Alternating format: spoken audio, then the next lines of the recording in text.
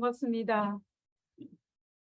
아, 우리가 하늘에 가서 이웃집에 살 사람들이 모여서 하나님을 같이 경배할 수 있는 특권을 누린 것에 참으로 감사를 드립니다.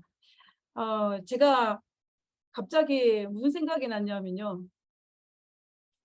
제가 이제 신학 공부를 하고 제가 배정받아 간 교회가 액트교회였어요. 대학생 선교교회였습니다.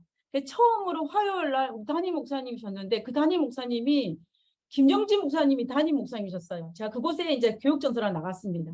근데 이제 그 처음으로 저에게 화요일 날 설교를 배정을 해주셨어요. 근데 우연찮게 그날이 어느 날이었냐면 중간고사 기간이었어요. 그 액트교회는 대학생들과 모여가지고 교회를 이룬 교회였는데, 그래서 이제 화요일 날 교회를 가가지고 설교를 하는데, 그러니까는 우리 그 기성 아이들, 이제 우리 청년들은 그날 중간고사 기간이어가지고 아이들이 아무도 교회에 오질 못했습니다.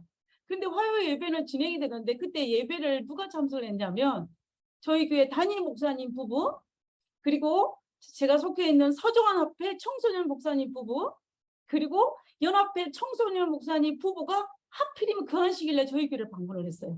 그날도 화요일 날. 그래가지고 제가 처음으로 한 그 신학 공부를 하고 처음 설교를 했는데 그때 세 분의 목사님 가정을 두고 그 설교를 했던 기억이 있습니다.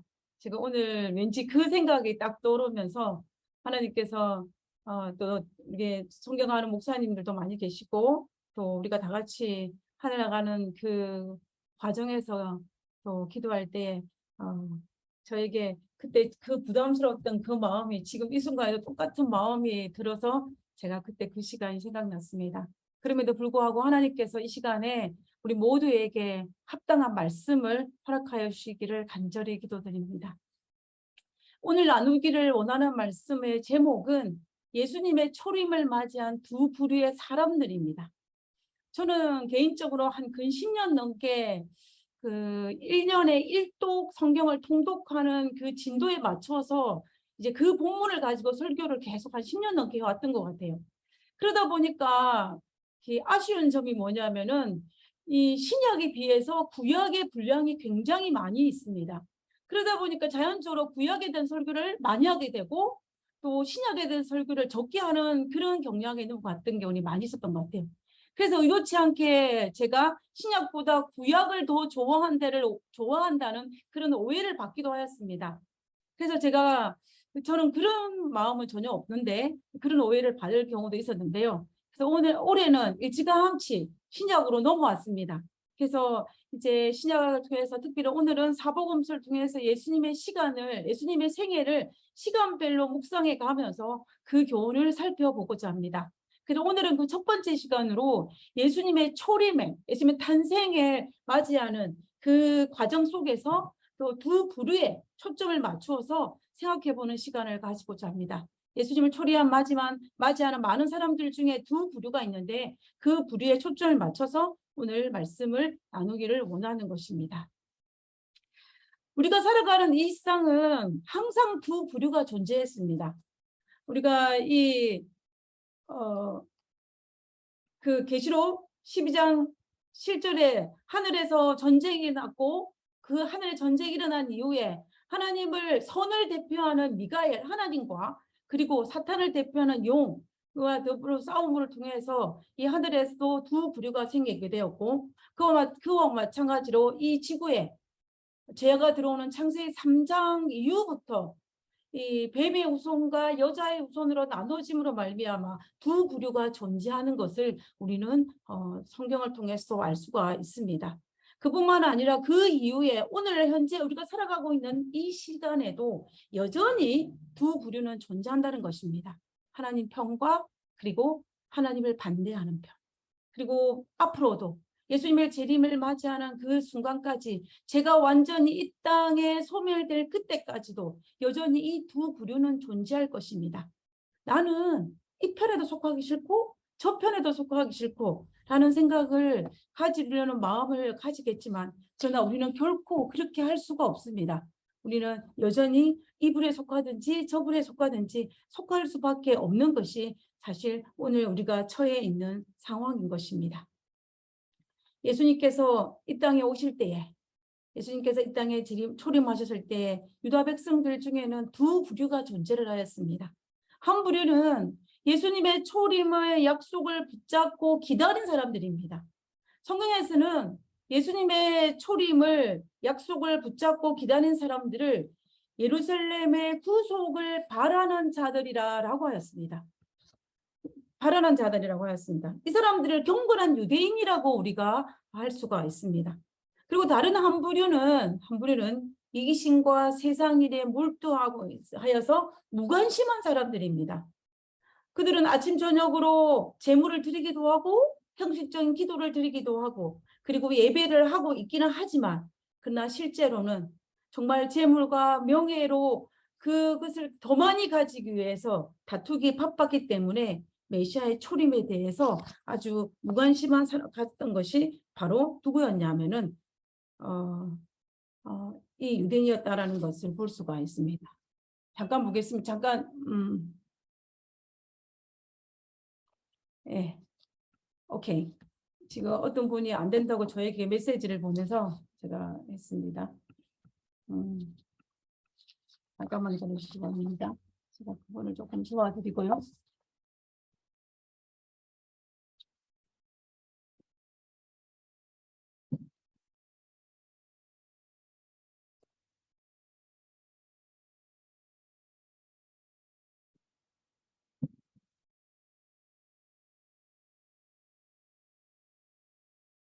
네, 됐습니다.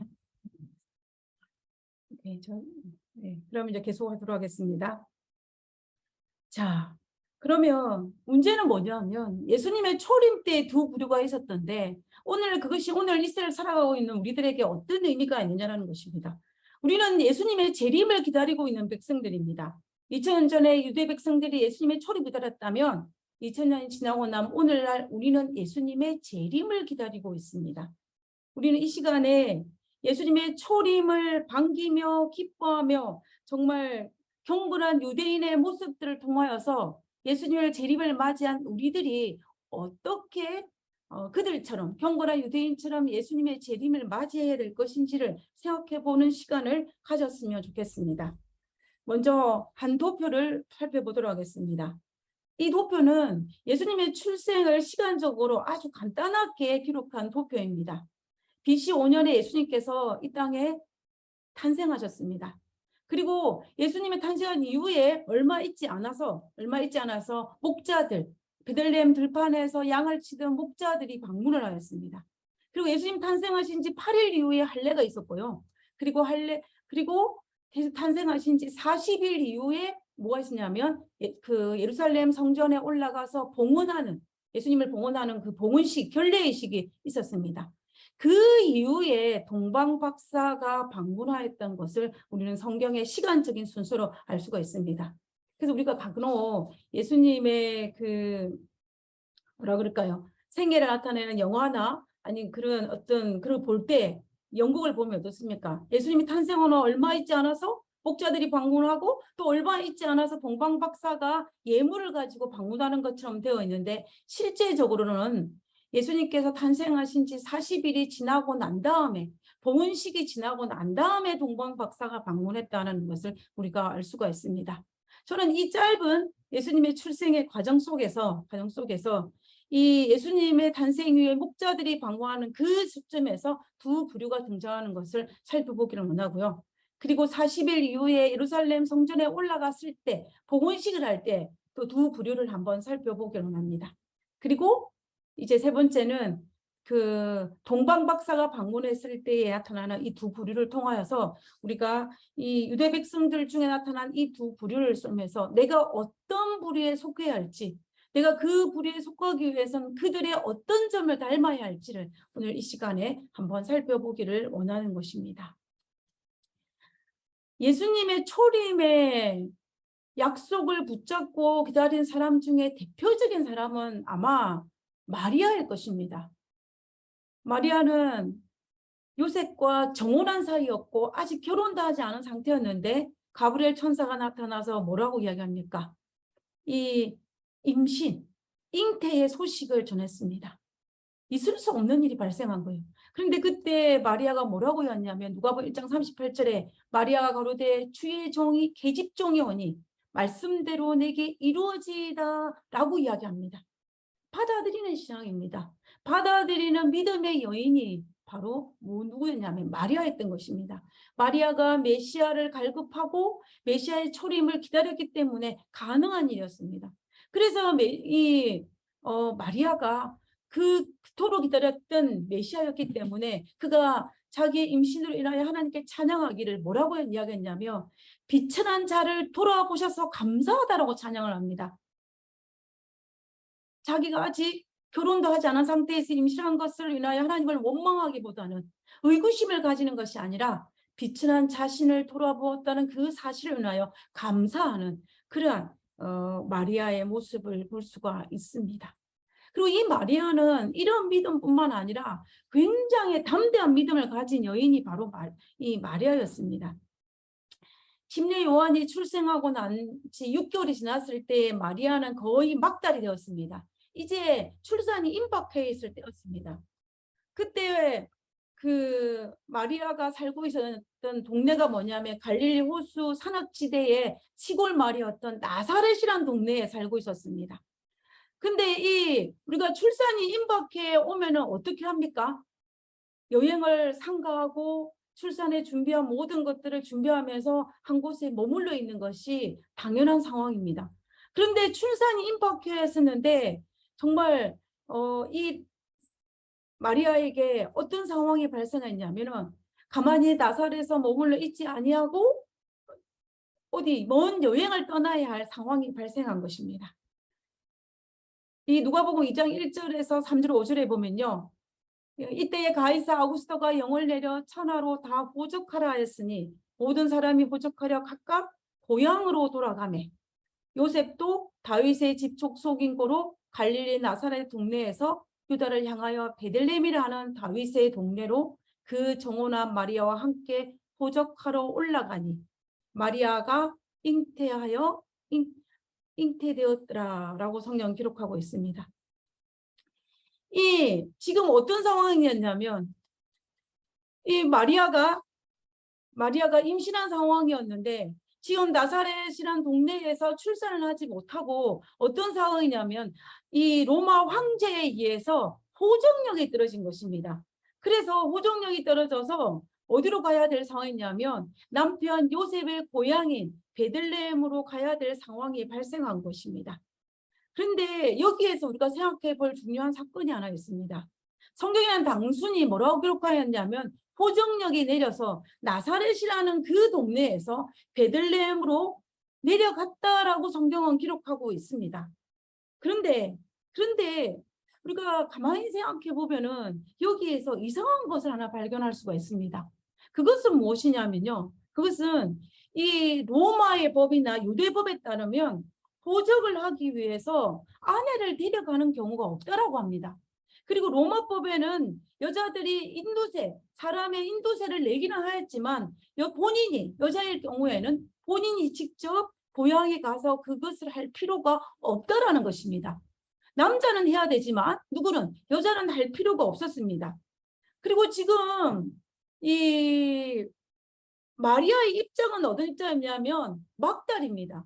막달이면 여행도 힘들 뿐만 아니라 걷기도 힘든 상황이 바로 지금 이 상황입니다. 그런데 마리아가 한다는 것은 참으로 의아스러운 일입니다.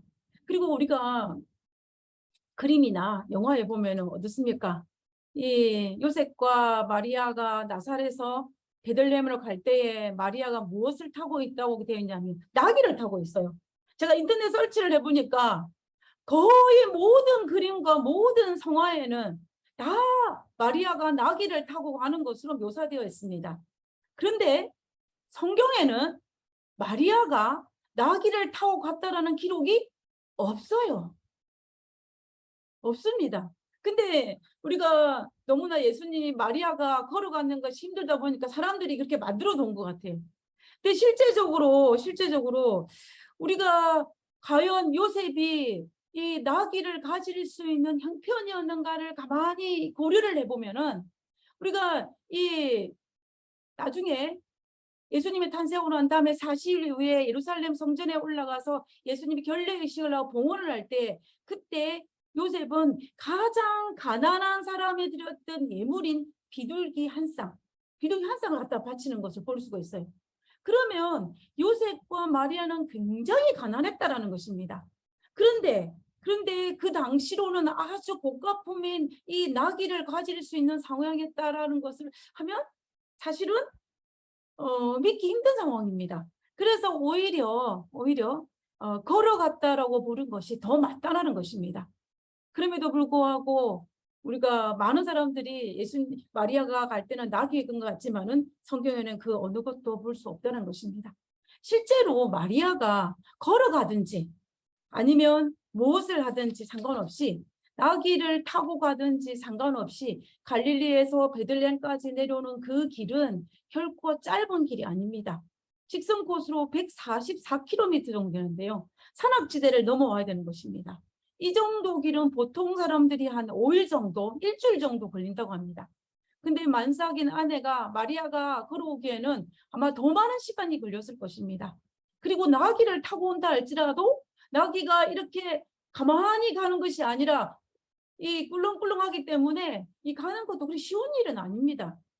그런 상황에서 볼 때에 마리아는 지금 본인의 입장으로서는 베들레헴으로 가는 남편의 가는 길에 동행하기보다는 어떻게 하는 것이 현명합니까? 그냥 고향인 나사렛에 남아서 남편은 호적하기 위해서 베들레헴에 보내고 본인만 남아서 아이를 출산하는 것이 지극히 현명하다는 것입니다.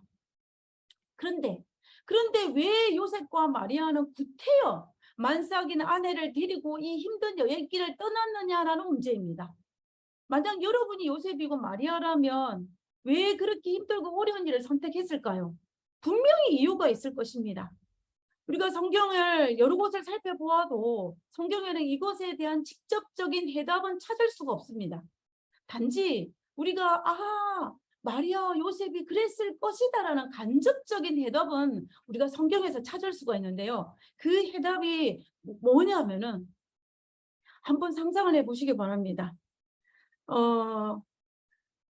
마리아도 요셉도 자신이 잉태한 아들이 구약의 약속된 메시아라는 사실을 천사를 통해 들었고, 가브리엘 천사를 통해 들었고, 본인들은 어땠습니까? 그것을 믿었습니다. 그래서 주의 계집종에 내가 말씀들 하겠나이다 라고 이야기했던 것입니다. 그런데 이 자기가 메시아를 입시했다는 걸 알고 이 요셉과 마리아는 이 성경에서 메시아가 어디서 태어날 것인지에 대해서 관심을 가졌다는 것은 너무나 당연할 것입니다. 우리가 마태복음 2장에 보면은 어떤 사건이 있냐면요. 동방박사들이 이 메시아가 태어난 것을 알고 어디로 찾아오면 예루살렘에 있는 헤롯 왕에게 찾아옵니다. 헤롯 왕에게 찾아와서 메시아로 유대인의 왕으로 태어나신 이를 경배하러 왔는데 그가 어디 있느냐라고 물어요. 그 소리를 들은 헤롯이 메시아가 그리스도가 어디에 태어나는지를 자기는 몰랐습니다. 이 헤롯은 유대인이 아니었어요. 에돔 사람이었습니다. 이방이었어요.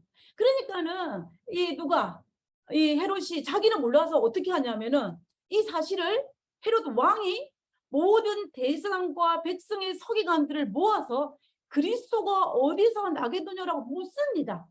그러니까 어떻게 해요? 그들이 답하기를 이르되 유대 베들레헴이 오니 이런 선자가 이런 바 기록된 바 미가서 5장 2절에 약속되어진 베들레헴에 그리스도가 난다라는 사실을 누구에게? 헤롯에게 알려주는 장면이 등장해요. 우리는 이 장면을 통해서 뭐를 알 수 있냐면 그리스도가 베들레헴에서 탄생하신다는 사실은 성경을 조금만 연구하는 사람이라면 누구나 쉽게 알 수 있는 지식이라는 것입니다.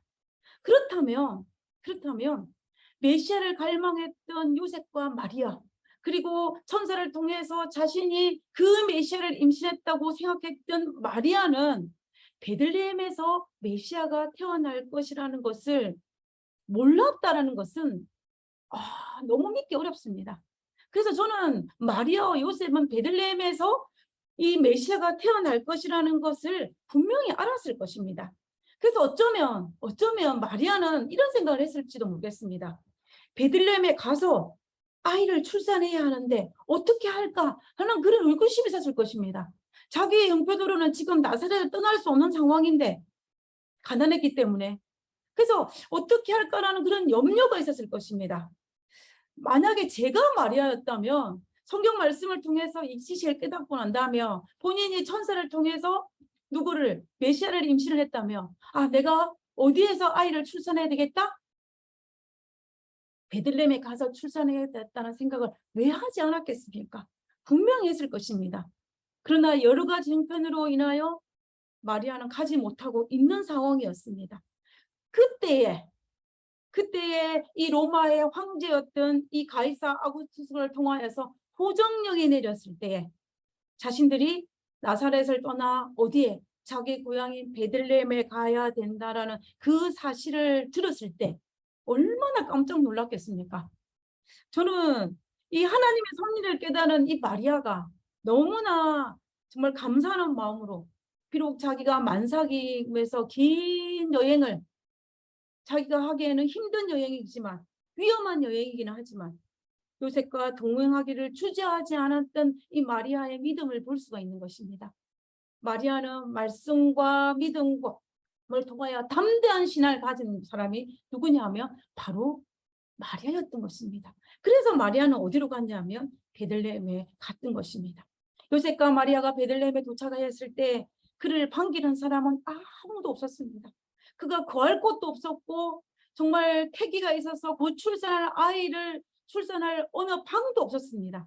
그때 그가 가셨던 곳은 정말 가축들의 우리 안에서 예수님을 출산하였고 그로 예수님을 말구에 누겼던 것을 우리는 볼 수가 있다는 것입니다. 하늘의 왕이신 예수님을 가축의 우리 안에 말구유에 그를 누이셨던 것입니다.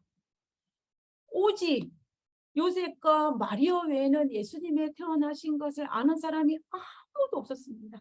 아무도 없었습니다. 하늘의 왕이 태어났는데 세상은 너무나 조용한 것입니다. 하늘 천사들은 빵빠리를 울리면서 했겠지만 이 땅에 있는 사람들은 아무것도 알지 못한 상태에서 오직 누구만? 요셉과 마리아만이 아기 예수로 오신 메시아를 경배하였지만 그러나 그 외에 그 어떤 사람은 너무나 무관심하였던 것입니다. 그래서 요한이 요한복음에서 뭐라고 기록하고 있냐면 누가 예수님이 자기 땅에 오매 자기 백성이 영접지 아니하였다라고 기록하고 있는 것을 볼 수가 있습니다. 아무도 반기지 않았다는 거예요. 몰랐다는 것입니다. 앞에서 말씀드렸던 것처럼 그들은 예수님의 초림을 기다리니까 있었지만 개인적인 욕심과 이런 것들로 말미암아 무관심한 사람들이었다는 것입니다. 대다수의 사람들은. 그런데 정말 다양스럽게도 이 요셉과 마리아 외에 이 예수님을 알아본 사람이 있었는데 그가 누구냐면 바로 목동이었습니다. 베들레헴 들에서 양떼를 치고 있는 목자들이었습니다.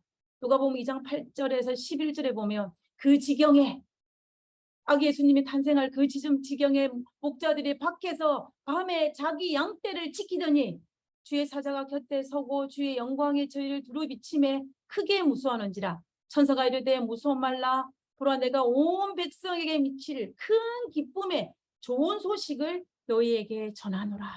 오늘날 다윗의 동네에 너희를 위하여 구주가 나셨으니 곧 그리스도의 주시라. 이 말씀을 두고 목자들이 달려가서 예수님을 경배하는 장면이 우리는 볼 수가 있습니다. 자, 그러면 우리 여기에서 목자들이 양떼를 치고 있는 목자들이 도대체 천사들이 찾아가기 전에 무엇을 하고 있었을까요? 여러분은 목자들을 찾아가기 전에 목동들을 찾아가기 전에 목자들은 밤에 양을 치면서 양떼를 지키면서 그들은 무엇을 하고 있다라고 생각을 하십니까? 만약 그들이 이기심과 세상 일에 몰두하였다면 그런 그 밤에 세상 이야기에 모든 포커스를 맞추고 이야기를 하였다면 천사가 그들을 찾아갔을까요? No, 아닐 것입니다. 그들은 어둠이 덮인 그 시간에 양떼를 치면서 약속된 구세주에 대한 이야기를 하며 메시아가 오시기를 기도하였습니다. 기도하였을 것입니다. 저는 기도했다라고 생각합니다. 그렇기 때문에 누가? 천사들이 그들을 찾아가서 아기 예수님이 이 땅에 오셨다라는 소식을 전하였던 것을 볼 수가 있습니다. 대화의 주제는 정말 중요합니다. 목자들이 가장 큰 관심은 세상 이야기가 아니라 남에 대한 이야기가 아니라 약속된 구세주였고 그분이 오심이기를 사모하는 것이 그들의 대화의 주제였습니다.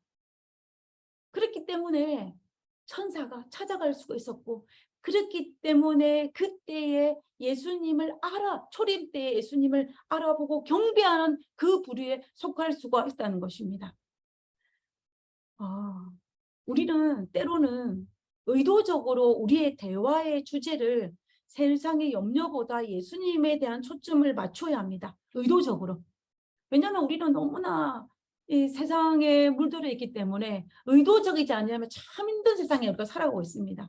그래서 예수님의 예수님께 초림하실 때 예수님 알아본 사람의 특징 중에 하나가 바로 이 목동들처럼 그들의 모든 관심이 그들의 대화의 주제가 메시아였다는 것을 잊지 말고 우리의 대화의 주제도 세상의 수많은 일들보다는 무엇이? 그리스도, 예수님이 우리의 대화의 주제가 되어야 한다는 것입니다.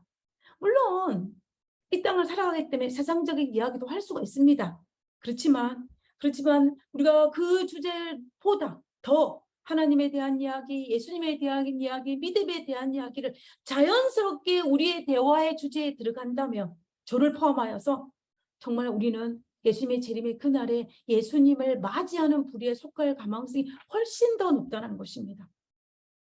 조금씩 우리의 대화의 주제를 세상에서 하나님으로 옮겨가야 합니다. 이것이 예수님의 초림을 기다리는 목동들을 통하여서 우리가 재림을 어떻게 기다려야 할지를 배울 수 있는 중요한 부분입니다. 저는 개인적으로 모든 일에는 연습과 노력이 필요하다고 생각합니다. 연습하고 노력하는 지 없이 무언가를 성취할 수는 없습니다. 마찬가지로 우리가 대화의 주제를 바꾸는 것도 무엇이 필요하냐면 노력이 필요하다는 거예요. 연습이 필요하다는 것입니다. 양떼를 치는 목자들처럼 자연스럽게 약속된 구세주에 대한 메시지에 대한 대화를 나누기 위해서는 우리도 끊임없이 노력해야 된다는 것입니다. 그래서 우리는 최소한 하루에 한 번 정도는 누구를 만났을 때 이런 세상적인 대화를 접어두고 하나님에 대한 대화를 할 수 있으면 정말 좋겠습니다. 그런데 오늘 하루 내가 그 어느 누구와도 그런 대화를 하지 못했다. 그러면 하나님께 기도하는 방식이 아니라 무릎 꿇고 기도하는 것이 아니라 하나님께 대화하는 식으로 정말 그리스도의 재림과 그 믿음과 이런 것에 대해서 이야기할 수 있는 우리가 되었으면 정말 좋겠습니다. 우리는 연습이 필요합니다. 왜냐하면 우리의 대화의 주제가 목동들처럼 예수님, 재림, 믿음이어야 하기 때문입니다. 경건에 이르는 연습을 게을리하지 않는 것이 우리에게 참으로 필요하다는 것입니다. 자, 그러면 이제 두 번째, 이제 예수님 탄생을 한 다음에 40일이 지나고 난 다음에 예루살렘 성전에 올라가서 봉헌했을 때의 두 부류를 한번 살펴보기를 원합니다. 누가복음 2장 27절에 보면 모세의 법대로 결례의 날이 참에 아기를 데리고 예루살렘에 올라갔다라고 되어 있습니다. 이때가 언제냐면 예수님이 태어난 지 40일이 지나고 난 다음이었습니다. 레위기서의 규례에 의하면 남자아이를 낳으면 40일 동안 산모는 부정하고 여자아이를 낳으면 80일 동안 부정합니다. 그래서 이제 남자아이를 낳으면 40일이 차고 난 다음에 그리고 여자아이를 낳고 난 다음에는 80일을 차고 난 다음에 성전에 올라가서 정결 예식을 해야 됩니다. 그래서 이제 그 기간이 그래서 이제 마리아는 이제 예수님을 낳고 40일이 지나고 난 다음에 성전에 올라갔던 것입니다.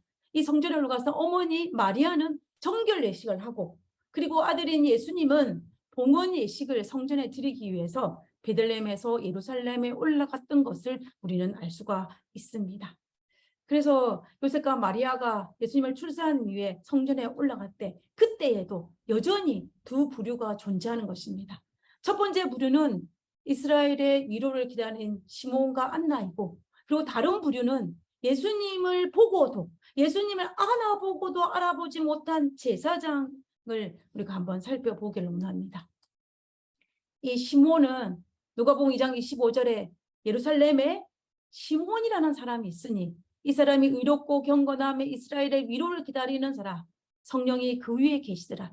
저가 주의 그리스도를 보기 전에 죽지 아니하리라 하는 성령의 지시를 받았더니 성령의 감동으로 성전에 들어가매 마치 부모가 율법의 전례대로 행하고자 하여 그 아기 예수를 데리고 오는지라. 자, 시몬을 뭐라고 했냐면 이스라엘의 위로를 기다리는 자라라고 기록하고 있습니다. 이 이스라엘의 위로를 기다린다는 이 표현은 기도 형식입니다. 유대인들이 기도할 때 기도 형식으로서 무슨 뜻이냐면은 내가 이스라엘의 위로를 볼 수 있습니까? 라는 뜻이에요. 그 말은 또 다른 의미는 뭐냐면 쉬운 말로 하면 내가 메시아를 볼 때까지 살 수 있습니까? 라는 그 말입니다. 오늘날 우리가 하는 기도를 하면 우리는 말로 바꾸면 어떻게 됩니까? 내가 살아서 예수님의 재림을 맞이할 수 있을까? 이 기도예요. 이스라엘의 위로를. 그래서 결과적으로는 이 시몬이라는 사람은 자기가 죽기 전에 성령의 지시를 받았는데 이스라엘의 위로 예수님의 초림을 맞이할 수 있다라는 그 지시를 받았던 사람이 바로 시몬이라는 것을 알 수가 있습니다. 근데 이 시몬은 어떤 지파 사람인지 그의 가족 배경 어떤 사람인지 그의 나이가 어떤지 성경은 기록하고 있지 않아요.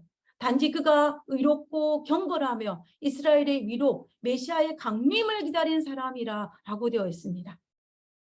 우리가 이 장면에서 보면 시몬과 안나는 평생 동안 정말로 메시아의 초림을 사모하는 사람이었습니다.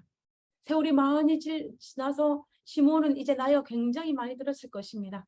그러나 그런 나이가 상관없이 성전을 드나들면서 메시아가 오기를 갈망하고 기도하며 정말 충실히 성전을 다녔던 사람이 누구냐면 시몬이었습니다. 이런 시몬의 행동을 이해하지 못하는 사람들은 아마도 시몬에게 이런 말을 했을지도 모릅니다. 시몬, 당신은 이미 나이를 많이 먹었어. 당신의 이제 여생은 얼마 남지 않았어. 당신의 머리는 백발이 되었고 당신의 눈은 어두워졌고 정말 당신은 주름이 가득하고 정말 손과 발이 떨리는 죽음이 눈앞에 하고 갔소. 그런데 아직도 초림의 징조는 보이지 않소? 라고 이야기했을지도 몰라요. 누가? 친구들이, 주변 사람들이, 그리고 그의 가족들조차도 시몬을 이해하지 못할지도 모릅니다. 어쩌면 그것보다 시몬의 마음속에 더 두려운 것은 뭐냐면 정말 예수님이 정말 초림하시지 내가 살아서 예수님을 보지 못하면 어떨까라는 그런 부정적인 생각이 들었을지도 모릅니다. 그러나 그럴 때마다 26절에 성령의 지시를 받았다라는 그것을 붙잡고 그는 성령의 감동으로 성전을 갔던 이 시몬의 모습을 볼 수가 있는 것입니다. 시몬은 그러면서 누구의 소식을 들었을까요? 저는 아마도 이 침례 요한의 출생에 관련된 모든 스토리를 들었을 것입니다. 침례 요한의 아버지 사가랴가 어떤 일이 있었으며 그리고 이 사가랴 아들 요한이 예수님 메시아의 초림을 예배하는 선지 엘리야의 사명을 받았다는 것을 그가 들었을 때 메시아가 오실 날이 얼마 남지 않았구나라는 그 생각을 시몬의 마음속에 있었을 것입니다. 그래서 시몬은 정말 끊임없이 성전을 향하여 올라가는 길을 주저하지 않고 지체하지 않고 빠지지 않고 매일매일 성전에 올라갔을 것입니다. 비가 오는 날에는 마음속에 오늘은 비가 오기 때문에 올라가지 말지라는 생각을 했을지도 모르지만 그리고 오늘은 몸이 안 좋으니까 하루만 쉬지라고 사탄은 옆에 속삭였지만 그럼에도 불구하고 성령의 음성을 따라서 그는 성전에 올라갔다는 것입니다. 재림을 기다리고 있는 우리도 사탄은 우리에게 계속 끊임없이 우리에게 속삭입니다. 괜찮아. 한 번 정도는 괜찮아. 오늘은 괜찮아. 아, 이번에는 괜찮아. 아직 시간이 많이 남았어. 괜찮아, 괜찮아. 사탄은 우리에게 끊임없이 귀에 속삭입니다.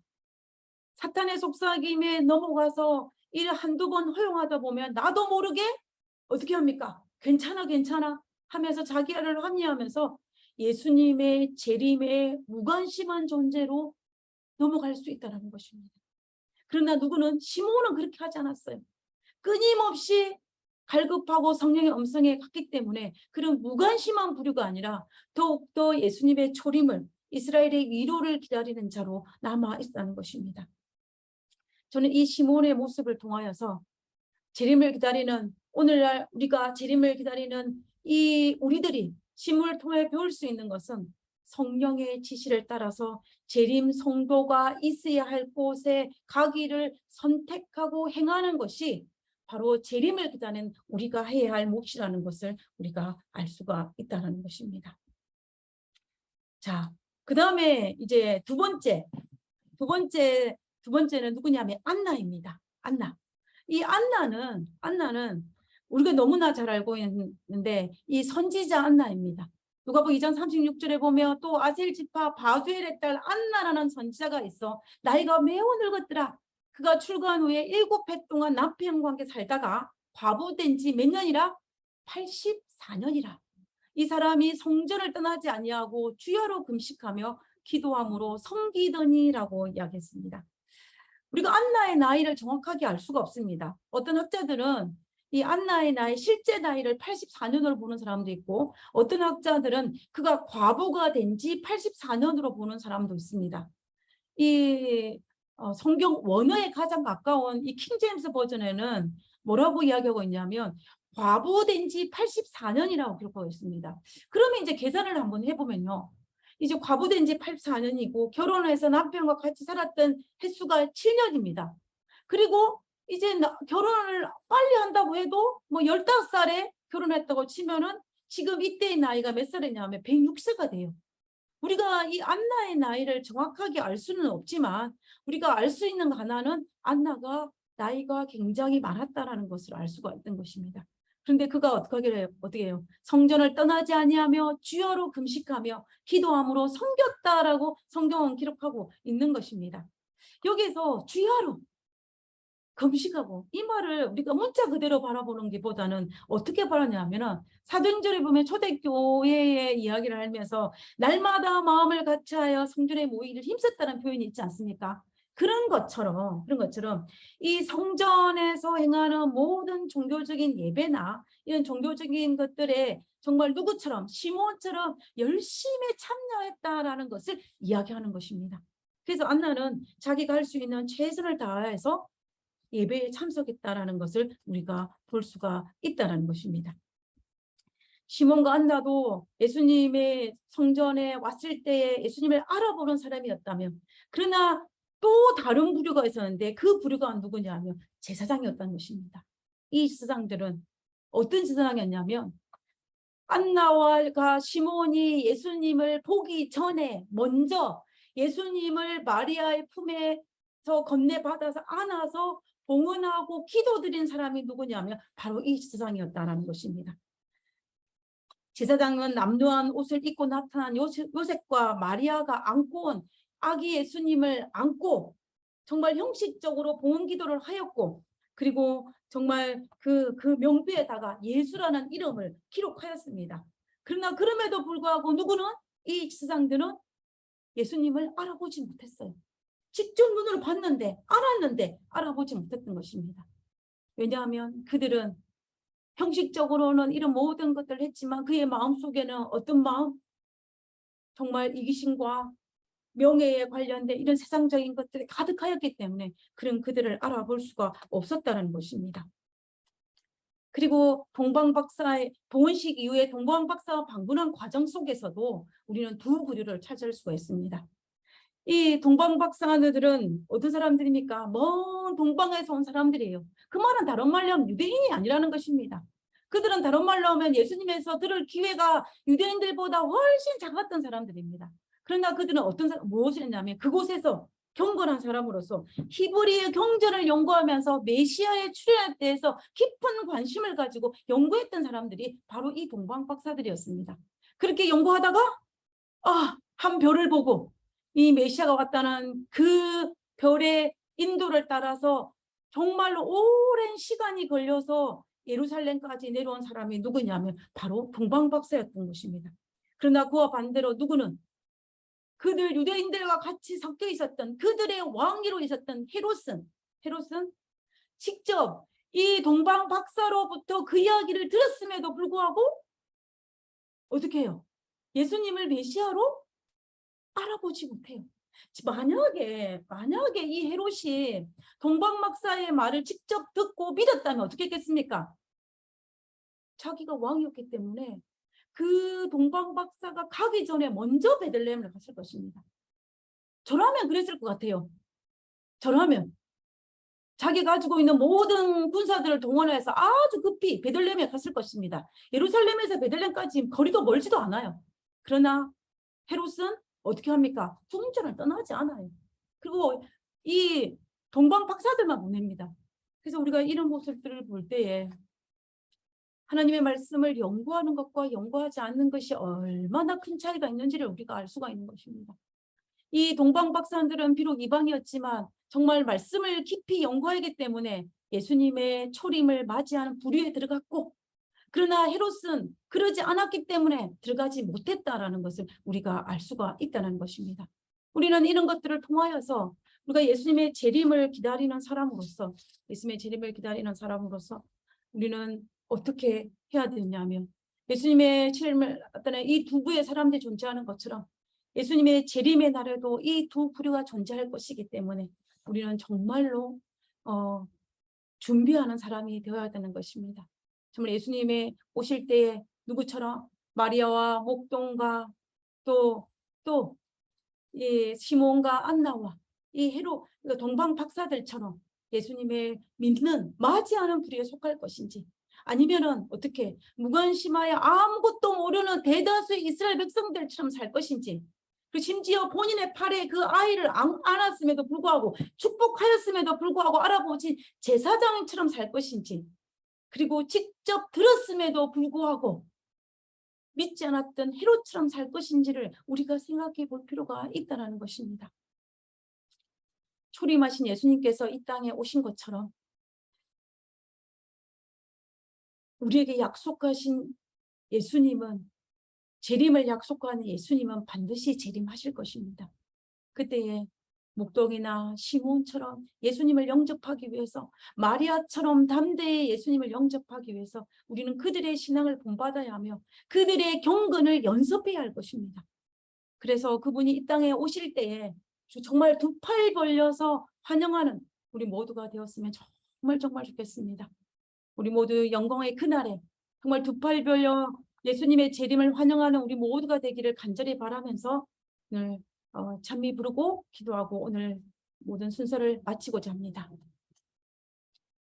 기도하겠습니다. 찬미 부르겠습니다.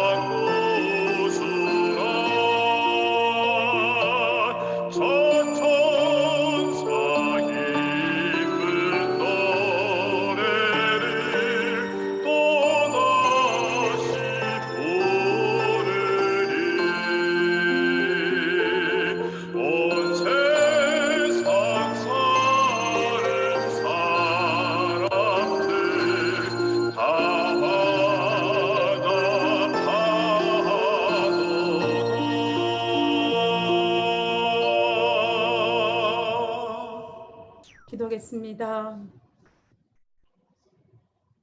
하늘에 계신 저희들의 아버지, 그 맑고 환한 밤중에 예수님께서 이 땅에 오실 때에 예수님을 맞이한 것처럼 하나님, 우리도 경건의 연습에 연습을 더하여서 예수님께서 이 땅에 재림하실 때에 우리도 마리아처럼, 목동처럼, 시몬처럼 예수님의 재림을 두 팔 벌려 환영할 수 있는 저희들 될 수 있도록 아버지요, 저희를 축복하여 주시옵소서.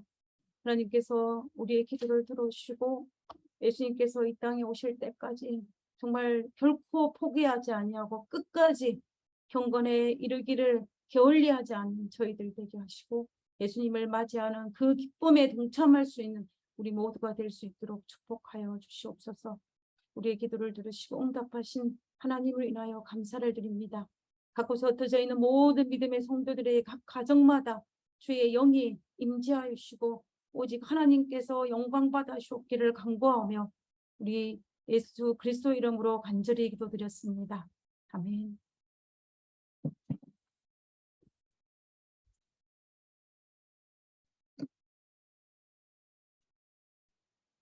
예배에 우리 끝까지 함께해 주신 모든 분들께 진심으로 감사를 드립니다. 우리 나파와 솔라노 카운티를 포함한 베이 에리아 대부분이 다가오는 주초 연휴 기간에 우리 excessive heat warning이 내려졌다고 합니다. 그래서 거의 108도까지 올라가던데요. 제가 살던 아리조나 지역 온도만큼 올라갑니다. 여러분 다음 주 초에 시원한 곳에 계시고 야외 활동을 삼가시고 수분도 잘 섭취하셔서 그렇게 건강한 연휴 기간 되시기 바랍니다. 우리 복된 안식일, 하나님의 넘치는 축복이 우리 성도님들의 삶과 가정에 풍성하시기를 소망합니다. 우리 양쪽 교회에서 내일 은혜 받는 예배 시간 또 교제 시간 행복한 안식일 되시기 바랍니다. 감사합니다. 우리 서로 인사 나누시고 또 헤어지시도록 하겠습니다. 좋은 안식일 되십시오. 감사합니다. 성도 여러분, 주님의 은혜 안에 안녕하셨습니까? 우리 창조와 구속의 기념일 복된 안식일을 맞아서 우리 줌 온라인 예배에 참여해 주신 모든 분들을 진심으로 환영합니다. 특별히 오늘은 우리 네파와 노르트베이 교우님들이 처음으로 함께 이렇게 줌 예배를 드리게 되어서 더욱 뜻깊은 예배 시간입니다. 우리 하나님께 참 감사를 드립니다. 우리 두 교회 성도님들이 함께 찬양과 기도와 말씀에 동참하여 드리는 이 예배를 우리 하늘 아버지께서 더욱 기쁘게 받으시고 축복해 주시리라 믿습니다. 처음 코로나 팬데믹으로 우리 현장 예배가 어려워서 우리가 어쩔 수 없이 줌으로 예배를 드리기 시작해야 했었는데요. 실제 이렇게 예배당에서 함께 얼굴을 보고 예배하지 못하고 화면을 보면서 설교하는 것이 참으로 어색하고 불편했었습니다. 그래서 현장 예배를 기다렸고 저희가 이제는 각 교회에서 마스크를 쓰면서라도 현장 예배를 보게 되었는데요. 불편하기만 했었던 줌 예배가 또 오늘처럼 이렇게 사방에 흩어져 있는 우리 성도님들, 우리 나파와 앵윈, 또 페어필드, 클리어레이크, 세크라멘토, 패러다이스 밸리, 그리고 때로는 우리 아이오와주와 아리조나주에 계시는 성도님들도 이렇게 다양한 사방의 먼 곳에서도 함께 동시에 온라인으로 함께 예배를 드릴 수 있는 그런 기회가 됨으로 인하여 또 하나님께 감사하게 됩니다. 우리 처음 들어오셔도 줌 활용을 다 잘 하시는 것 같습니다. 오늘 묵음을 다 잘하고 들어와 주셨는데요. 특별히 찬양할 때도 묵음을 풀지 마시고 묵음을 하신 채로 우리 찬양에 동참해 주시면 좋겠습니다. 인터넷 속도가 각 가정마다 달라서 소리를 내고 찬양하면 서로 속도가 맞지 않아서 좀 어색하기 때문에요. 묵음으로 각 가정 식구들이 함께 소리 높여 함께 찬양 드리시겠습니다. 우리 다 함께 우리 첫 찬미 설교 주제와 관련된 예수님의 초림에 관한 찬양을 함께 부르시고 우리 기도자 속에 올리도록 하겠습니다.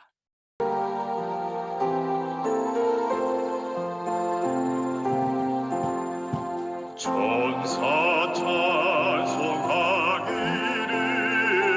거룩하신 아기께 영광 돌려보내세 구주 탄생